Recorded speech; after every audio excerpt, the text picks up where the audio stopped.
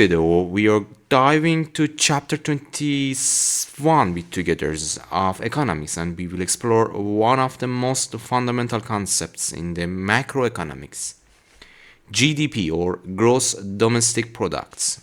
Let's get started with together. In the first step, we need to answer to these questions. What is GDP meaning in fact? So first, let's define GDP. GDP stands for gross domestic product. It represents the market value of all final goods and services produced within a country during a specific time period. This means GDP helps us measure the economic activity of a nation and giving us an idea of how much value is being created through productions.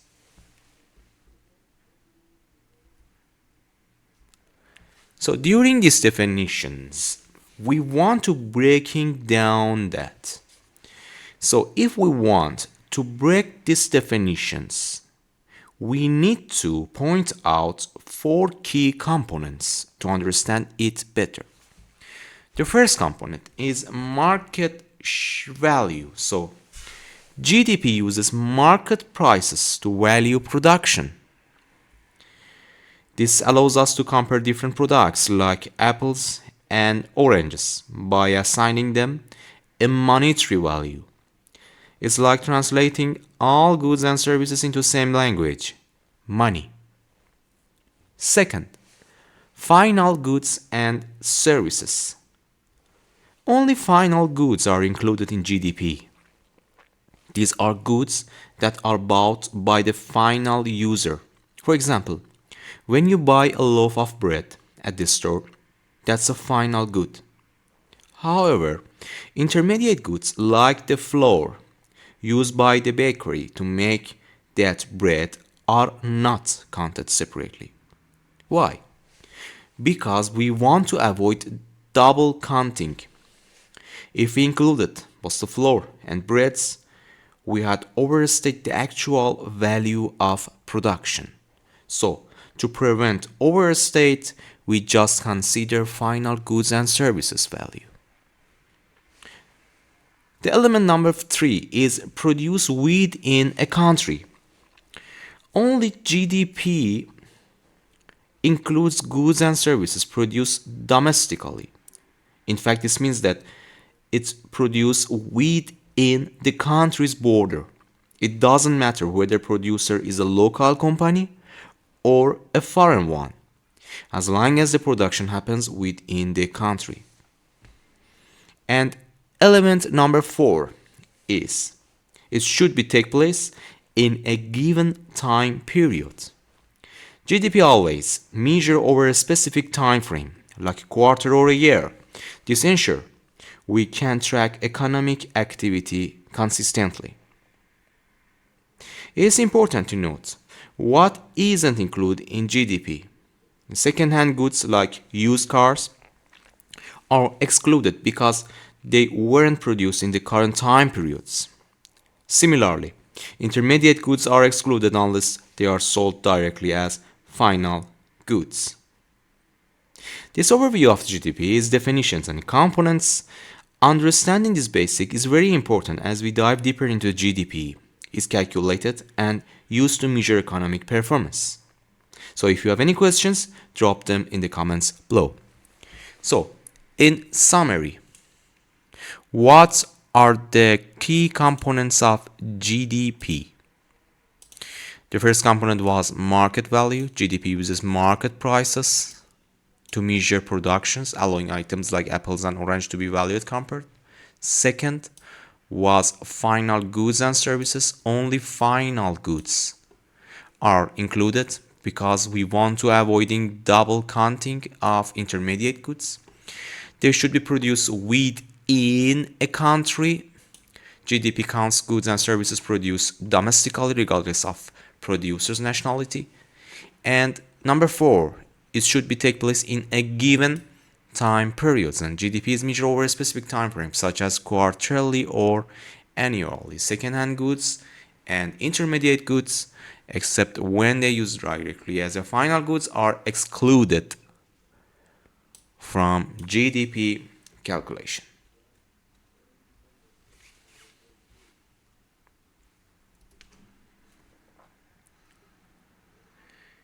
Now, let's take a closer look at what GDP truly represents. The GDP isn't just a measure of total productions. It is also reflects the total income earned in the economy and the total expenditures also on goods and services. But why this is important? When goods and services are produced, someone gets paid, whether it's wage for workers, profits for businesses, or rents for property owners. This is the income side of GDP. At the same time, every product or services produced and purchased by someone, whether it is a household, a business, or the government, this is the expenditure side of GDP. What is important is that these two-sided income and expenditure sides are always equal, because in an economy, every dollar spent becomes someone's income. In fact, this connection between production, income, and expenditure highlight a key idea. Productivity drives rising incomes and living standards. When a country produces more goods and services efficiently, it generates higher incomes and leading to improved living standard for its people. So in summary, GDP reflects the value of total productions, measure either total income earned or total expenditure on goods and services, and this connection highlights how productivity drives rising incomes and living standards.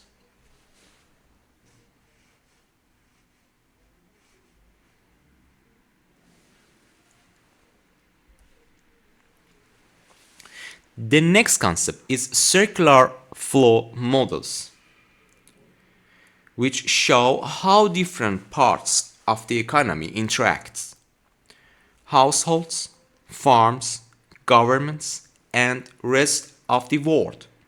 This model explains how production, income, and expenditure are interconnected between these different parties. But how these parties work? First, start from household and farms. Households play a very important role by selling their resources, labor, capital, and land in factor markets. In return, they earn income in the form of wages, interest, rent, and profit. Even retained earning or profit that farms don't distribute are considered part of household income, because households ultimately own farms. On the other side, farms sell goods and services to households and generating what we call consumption expenditure, or C. This is the spending by households on consumer goods and services like groceries, clothes, and entertainment. The second element is investment. Farms also participate in the economy by investing in new capital equipments, things like machinery or tools that help produce goods. Additionally, any unsold goods that farms add to their inventory are also categorized as investment. This is a key component of expenditure because it reflects a spending aimed at future productions.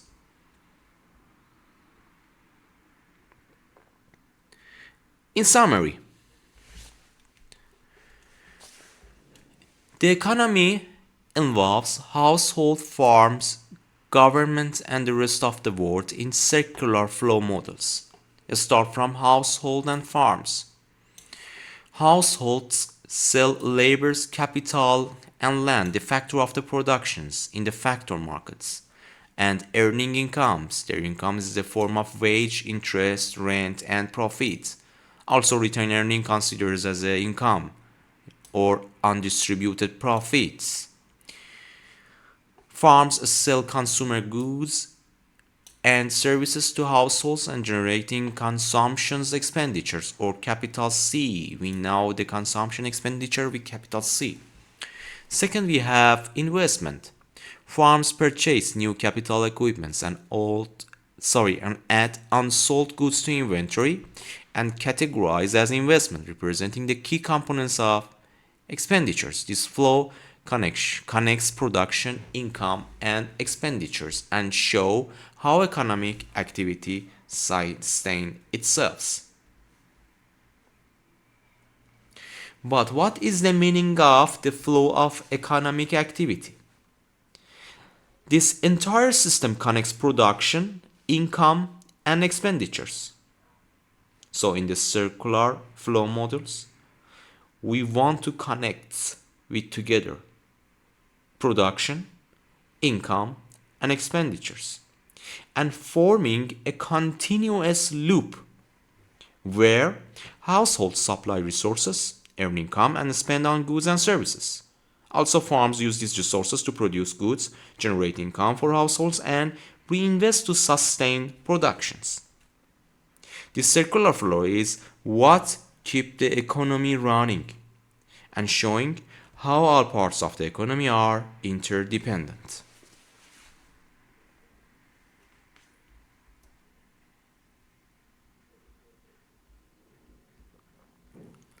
Okay. The third and fourth part of circular economy models. Now we want to expand it. The circular flow models by adding two more key players, government and rest of the world. We want to make it more complicated. So, these entities play a very important role in shaping GDP but how? Let's start from the governments. Governments contribute to GDP by government expenditure or capital G. This is the money spent on goods and services purchased from farms. For example, think of government spending on infrastructure, schools, or defense.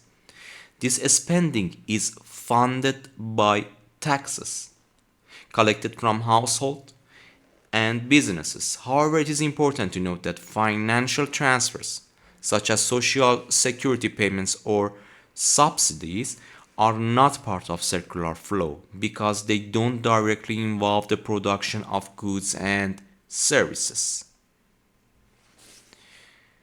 The player number 4 is rest of the world.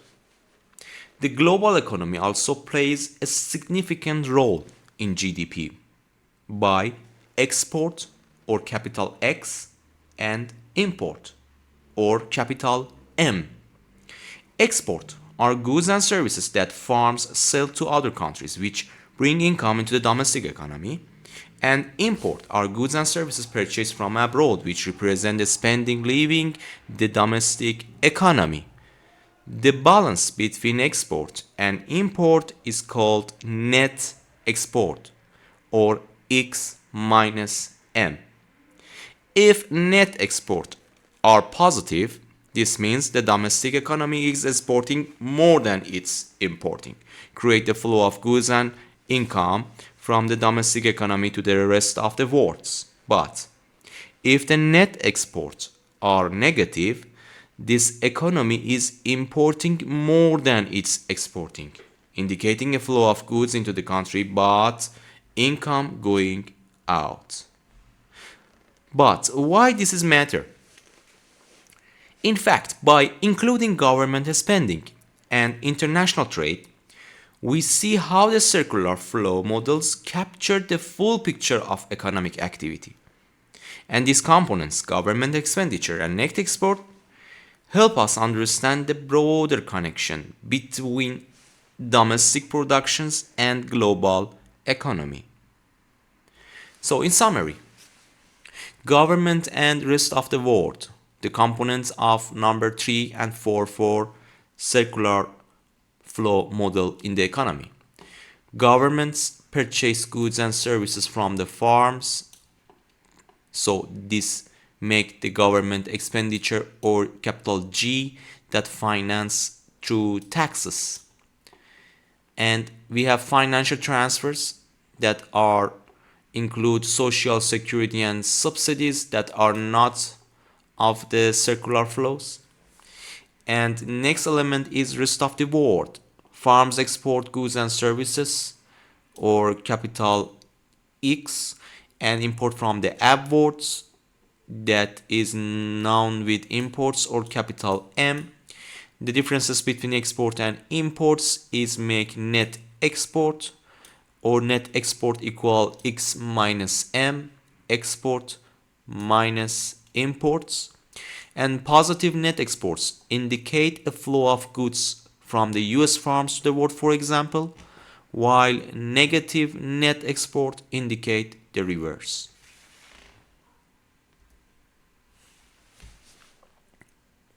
So as you can see, this is circular flow models, and the economy involves households, farms, government, and the rest of the world. As you can find, there are four main players in these models that includes goods and services, factor markets, we have households, years, and farms. Household sell their labor's capital and land to in the factor markets, in the factors markets to the farms, and farms sell their finished goods and services to the governments in the goods and services markets, to the households, not governments. So farms sell their finished goods to the households in the goods and services. Also, this circular models includes the governments and rest of the world, in fact outside of the loop, that they have important players. So circular models show that how the economy wheels is a flow between different parties and different places. Parties are household, farms, government, and rest of the world, and places is factor market, goods and services. Factor market is where households sell their labors and capital to the farms, and goods and services market is where farms sell their finished products to the households and earn money, and this flow is going on during the time.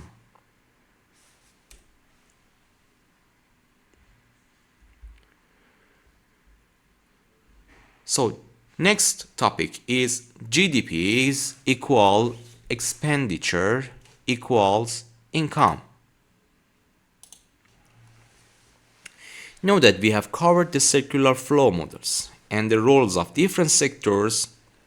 We want to explore an important concept, and this concept is that GDP can be measured in two different ways. Now we know that what is the meaning by GDP.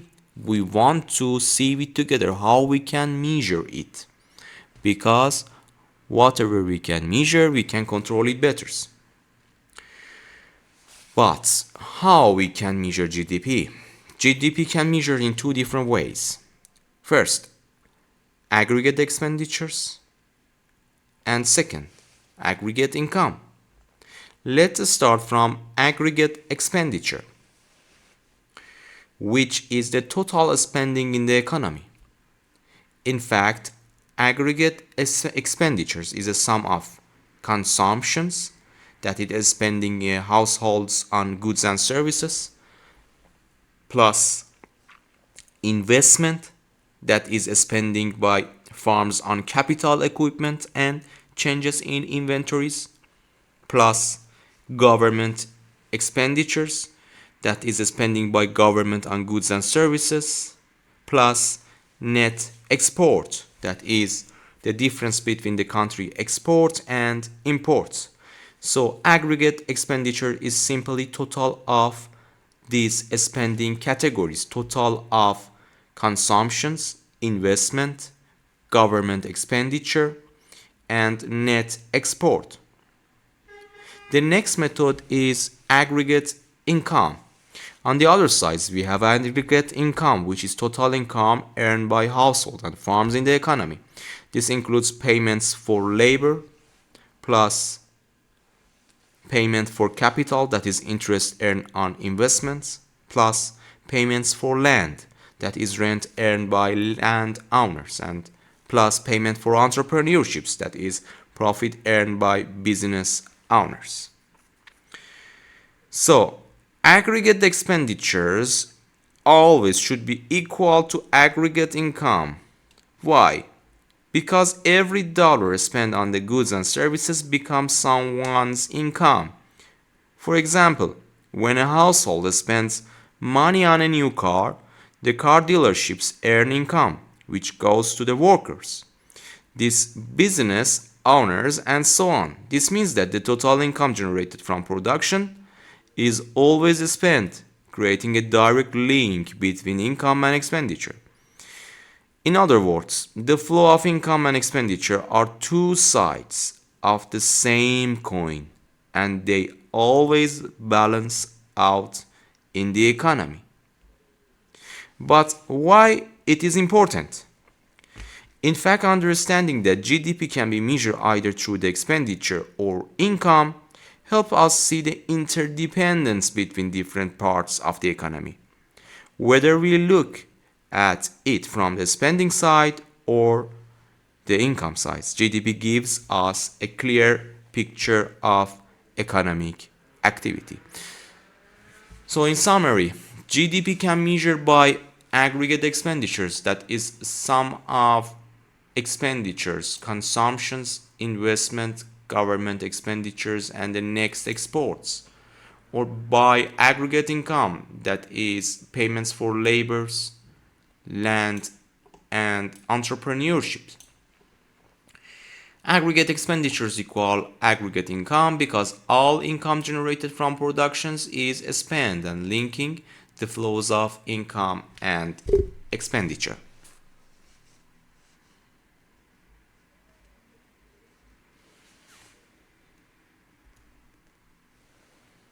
So, let's break down the aggregate expenditures in more detail and more focus with together. That some of these aspects is equal GDP in aggregate expenditure method. So, the aggregate expenditures, which represent the total spending in the economy, this is an important concept because it helps us understand how money flows the economy and drives economic activity. Aggregate expenditure is a sum of four key components, as we know. First, the consumptions, or capital C. The first component is consumption. This is spending by households on the goods and services. It includes everyday purchases like food, clothing, and rent. Think about when you buy groceries. For example, pay for your phone bill or rent an apartment. These are all examples of consumptions spending, and it makes up a large portion of total spending in most economies. The next component is investment, or capital I. In the next level we have investment. In fact, that refers to spending by farms on capital goods. These are items like machinery, equipment, or building that are used to produce goods and services. Investment also includes any unsold goods that farms add to their inventory. For example, if company produces more goods than it can sell in a given period, the unsold goods are counted as a part of investment. And third, we have government expenditure, or capital G. which is the spending by government on public goods and services. This includes things like schools, roads, defense, and other public services. Government spending is very important because it helps provide the infrastructures and services that support the economy.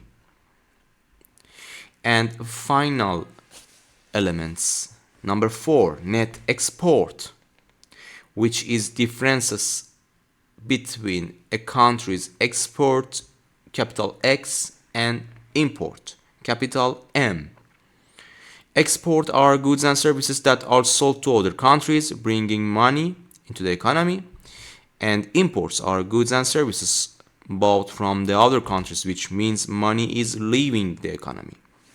So net export are calculated the export minus import. If the export are greater than imports, net export are positive, which boost the economy. If import exceed, net export are negative, which can slow down economic growth.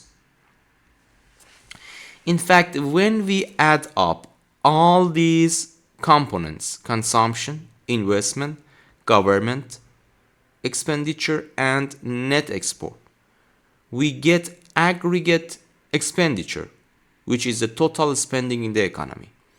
This spending drives productions, income, and ultimately economic growth. So in summary, aggregate expenditures is total spending, expenditure, spending in the economy that is sum of consumptions, investment, government expenditures, and net income. Consumption spending by households on goods and services like food, clothing, or rent. Spending by farms on capital goods is the next one. Investment or I, like machinery and unsold goods added to the inventories. Number 3 is government expenditures, spending by government on public services like school, roads, and defense. And finally, we have net export, that is exports goods sold to other countries minus imports goods brought from other countries.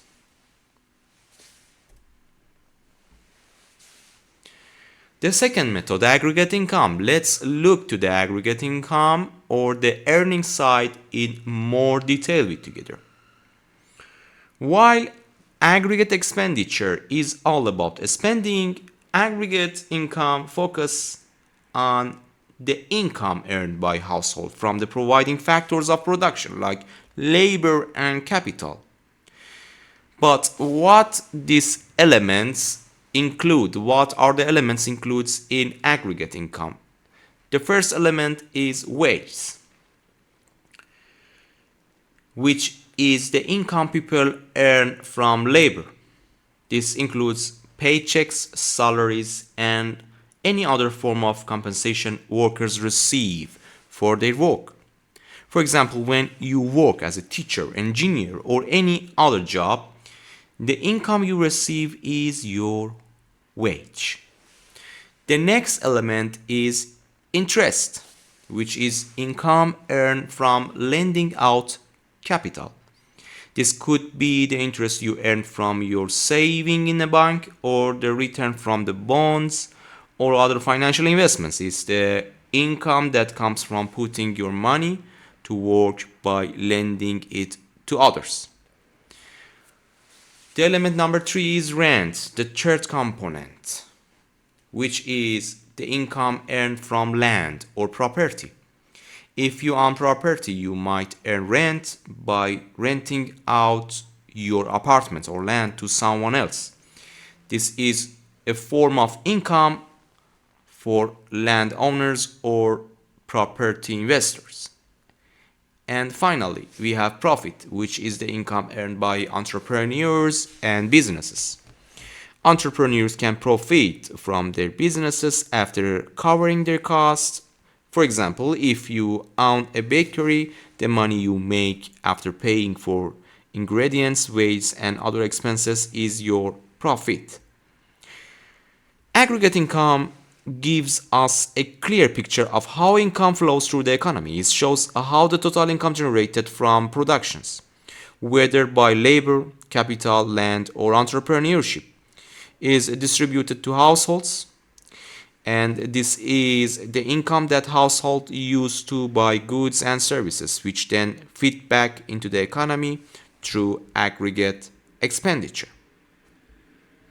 So, in summary, the aggregate income, the other methods of calculating GDP, is the total income earned by household from providing factor of production like labor and capital, and include wages, income from labor, your paycheck for example, interest, income from lending capital, saving in a bank for example, rent, income from land, for example renting out property, and finally we have profit, income earned by entrepreneurs and businesses.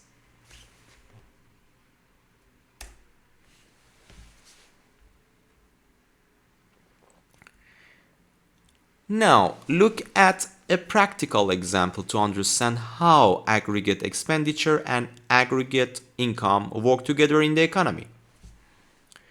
Example number 1, aggregate expenditure. Imagine a country that produces cars, builds schools, and export rice. Here is how this activity contributes to aggregate expenditure. Household buy the cars. When people purchase cars, that consumption spending part of as a part of C is aggregate expenditures. The government funds the schools. Government spending on building schools counts as a government expenditure, or G, in the aggregate expenditure equations. The rice is sold abroad. When the country exports rice, this is considered export, which contributes to net exports, which is part of total spending. So all of this spending, buying car, funding schools, and exporting rice add up to aggregate expenditure. And example number 2 from the aggregate income methods. Imagine you work at the car factory, and here is how income is earned. You earned wage for your labor at the factory, which is part of total income from labor. The factory owners earn profit from selling the cars, which is part of the income from entrepreneurships. And if the land where the factory is built is rented, the landlord earns rent from the property, which contributes to income from land. So, in this example, the total income, wage, rent, and profit adds up to aggregate income. And as we can see, aggregate expenditure and aggregate income are closely linked, and the money spent on goods and services like cars, schools, and rice exports become income for workers, entrepreneurs, and property owners. Every dollar spent in the economy generates income, and this income is then spent again, creating a cycle of economic activity. So this is the practical examples that we use the expenditure approach to calculate the GDP. The item is personal consumption expenditure, C, first item. The second item is gross private domestic investment, or I. Government expenditure is the third levels, and finally we have net export of the goods, that is X minus M. And we show the gross domestic product with Y. So the amount is the amount in 2020 on the $1 billion amounts equal 14,145 for C, plus 3,605 for I, plus 3,831 for G, plus minus. This means that the amount of import is more than export, and the net export is minus, plus minus 645. So this amounts summations equal 2,936. and this amount percentage of GDP is 67.6, 17.2, 18.3, and minus 3.1. So the total percentage of these amounts should be equal to 100, and we have 100 here. Thank you so much for your precious attentions. Please follow the next video to continue the same chapters.